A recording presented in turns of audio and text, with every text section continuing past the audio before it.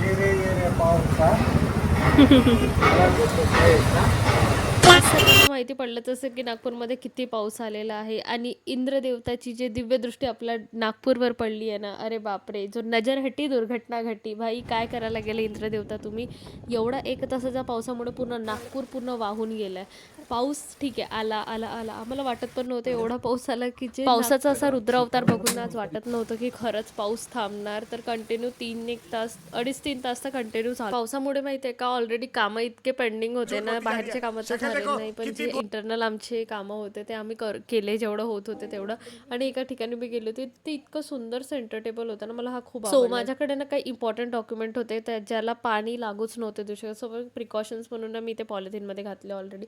आणि इकडे चहा वगैरे झाला. इकडे जाता जाता बघितलं तर जिकडे तिकडे पाणी भरलेलं आहे आणि वेदर बघाल तर तुम्हाला वाटणार पण आहे की इतका पाऊस आलाय. आणि उद्या तर मोस्ट इम्पॉर्टंट सगळ्या शाळांना उद्या सुट्टी दिलेला आहे. भाई आम्हा कॉर्पोरेटवाल्यांना पण सुट्टी देणं का आमच्या हे करता. उद्या शाळेला याच्या पण सुट्ट्या, त्यामुळे हा पण डबल खुश होत आहे भाई. ही आपली जिंदगी.